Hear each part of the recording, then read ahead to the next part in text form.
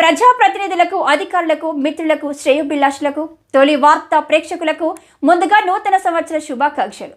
2024 సంవత్సరంలో తొలి వార్త ప్రేక్షకులందరికీ ఆయురారోగ్యాలతో, అష్టైశ్వర్యాలతో కలిగించాలని మనస్ఫూర్తిగా భగవంతుని వేడుకుంటూ మీ తొలి వార్త news channel CEO Ramesh Yadav.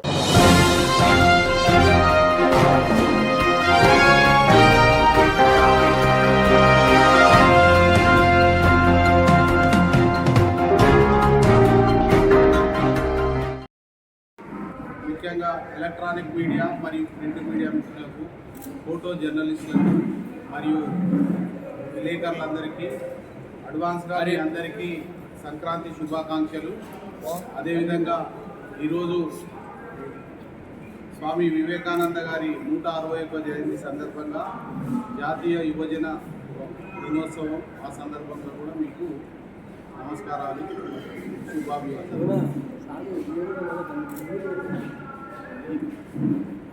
16/1/2024 మంగళవారం రోజు మా గురువు ఈ కళాశాల స్థాపనకు మరియు నా అభివృద్ధికి అన్నీ తానై నిలిచిన శ్రీ స్వర్గీయ జైపాల్ రెడ్డి గారి 82వ జయంతి.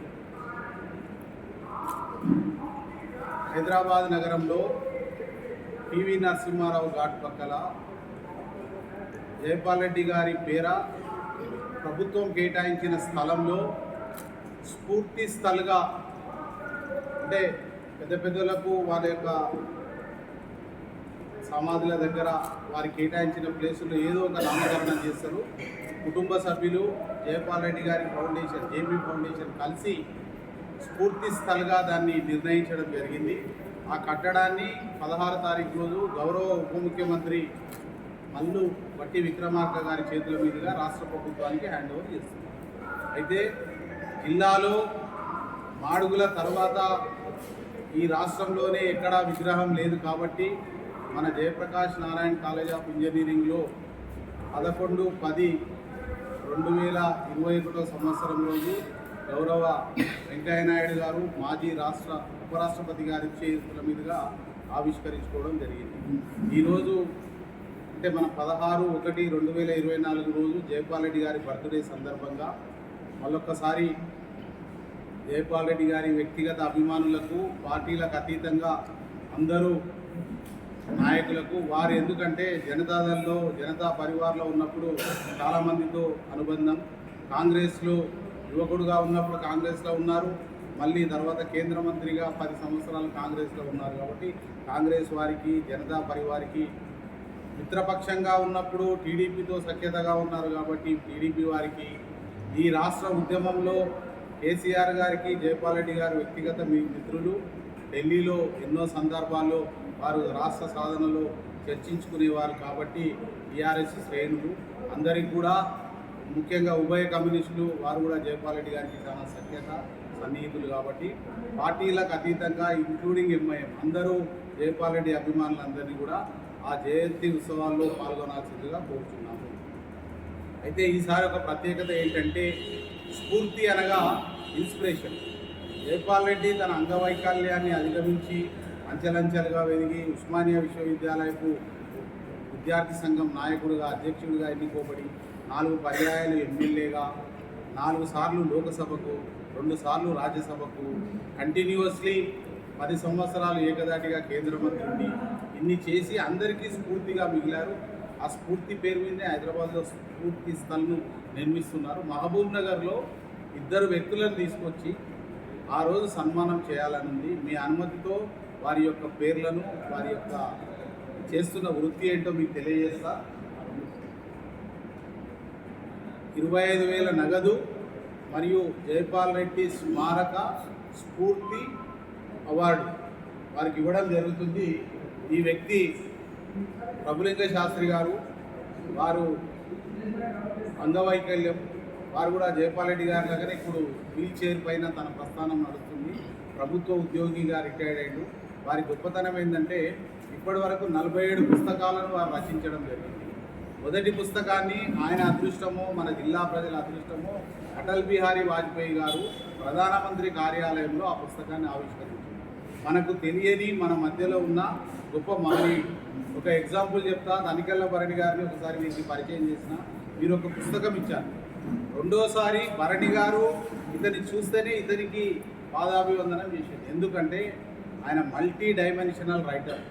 ఒకరు ఆధ్యాత్మికంలో ఉంటారు, ఒకరు వాస్తవికత ఉంటారు, ఒకరు నాస్తికత్వం ఉంటారు. కానీ ఈయన మల్టీ డైమెన్షనల్ అన్నీ కలిపిన మహారచయిత అని. అట్లా ఆ పెద్దలు ప్రభులింగ శాస్త్రి గారికి 25,000 నగదు పురస్కారం మరియు దాంతోపాటు జయపాల్ రెడ్డి స్మారక స్ఫూర్తి అవార్డు ప్రదానం. రెండవ వ్యక్తి మీ అనుమతితో మీరు అందరూ ఒప్పుకుంటారని భావిస్తున్నా. మొన్న ఈ మధ్యకాలంలో మా మిత్రుడు ఒక ఆయన చనిపోతే అంత్యక్రియలకు ఒక ఫ్రెండ్ అడిగింది, అన్న రమేష్ లేకుంటే మామనార్లో అంత్యక్రియల పరిస్థితి ఏంటి? అప్పుడు అనిపించింది వీడే కదా నిజమైన స్ఫూర్తి అని. మాకు వ్యక్తిగతంగా చాలా దగ్గర సోదర సమానుడు అయినప్పటికీ కూడా రమేష్ కరోనా కష్టకాలంలో ఈ జిల్లాలో మీరందరూ ప్రత్యక్ష సాక్షులు. కుటుంబ సభ్యులు కూడా తన సొంత తల్లిదండ్రులను ముట్టుకోలేని పరిస్థితుల్లో, కుటుంబ సభ్యులు కూడా అంత్యక్రియలు చేయలేని సందర్భంలో ఆయన ముందుండి చేసి మహా ధైర్యశాలిగా, వయసులో చిన్నోడైనా రియల్గా అందరికీ స్ఫూర్తి. నేను ఏ వ్యాపారం చేస్తున్నావు, ఏ వృత్తి అనేది చేసేది పర్ఫెక్ట్గా చేయడానికి మా రమేష్ నిదర్శనం. కాబట్టి ఇద్దరికీ ఈ సంవత్సరం నుంచి నేను ఈ కాలేజు ఈ వ్యవస్థ ఉన్నన్ని రోజులు ప్రతి సంవత్సరం ఇలాగే గుర్తింపబడని గుర్తింపుకు నోచుకోలేని మంచి కార్యక్రమాలు చేస్తున్న మన మిత్రులను నెక్స్ట్ టైం మీ సూచన మేరకు కూడా తీసుకొని రాబోయే రోజుల్లో ఇస్తాం. అవసరం అనుకుంటే వర్ధంతికి కూడా 2 ఇస్తాం. ఎవ్రీ ఇయర్ జయంతికి 2, వర్ధంతికి 2 మన మధ్యలో ఉండి మనకు స్ఫూర్తిగా మిగిలిన వ్యక్తులను ఆదర్శంగా తీసుకొని వాళ్ళకి అవార్డు ఇవ్వాలని నిర్ణయించినాం. దీనికి పార్టీలకు అతీతంగా అందరినీ పిలవడం జరిగింది. ఉదయం స్థానిక శాసనసభ్యులు ఎన్ఎం శ్రీనివాసరెడ్డి గారు ఫోన్ చేసే వారికి ఆహ్వానం ఇచ్చాను. మాజీ మంత్రులు మిత్రులు శ్రీనివాస్ గౌడ్ గారికి చెప్పడం జరిగింది, ఎంపీ గారికి, అందరికీ. ఈ కాలేజీలో విగ్రహం ఉంది కాబట్టి అభిమానులు ఎవరైనా రావచ్చు. పార్టీలకు అతీతంగా కళాశాలకు రాజకీయాలకు సంబంధం లేదు. జయపాల్ రెడ్డిని అభిమానించే వాళ్ళు ఆయన విగ్రహం జయపాల్ రెడ్డి గారి బర్త్డే కార్యక్రమంలో పాల్గొనడానికి అందరూ ఆహ్వానితులే, అందరూ రావాల్సిందిగా కోరుచు జయపాల్ రెడ్డి గారిని స్మరిస్తూ వారి కొరకు ఒక 3 పాటలను తయారు చేయించడం జరిగింది. మీ అందరికీ విని ఉంటారు. లెనిన్ అనే ఒక సింగర్, అనంతపూర్ వాసి. వ్యక్తిగతంగా ఆయన ఆర్టీసీలో ఉద్యోగి. ఈ మధ్యకాలంలో జాబ్ రిజైన్ ఇచ్చేసి ప్రజాక్షేత్రంలో ఉన్నాడు. అతనిచే పాడించిన ఈ పాటలు ఒకటి మచ్చుగగా మీకు వినిపిస్తాము. ఈ కార్యక్రమానికి వచ్చినందుకు మరొకసారి ధన్యవాదాలు. రేపు జరగబోయే స్ఫూర్తి అవార్డును మాత్రం ప్రపంచానికి తెలిసే విధంగా, ఎందుకంటే ఒక కాటి కాపరి లాంటి, అంటే చివరికి దహన క్రియలు చేసే ఒక వ్యక్తి ఒక విలువను ప్రపంచానికి తెలియజేస్తుంది. అలాంటి ఎవరు ఏ మంచి కార్యక్రమం చేసినా మీ సహకారం ఉంటుందని మీ ద్వారా సమాజానికి ఒక మంచి సందేశాన్ని తెలియజేస్తూ మరొకసారి మీ అందరికీ మకర సంక్రాంతి శుభాకాంక్షలు. Thank you.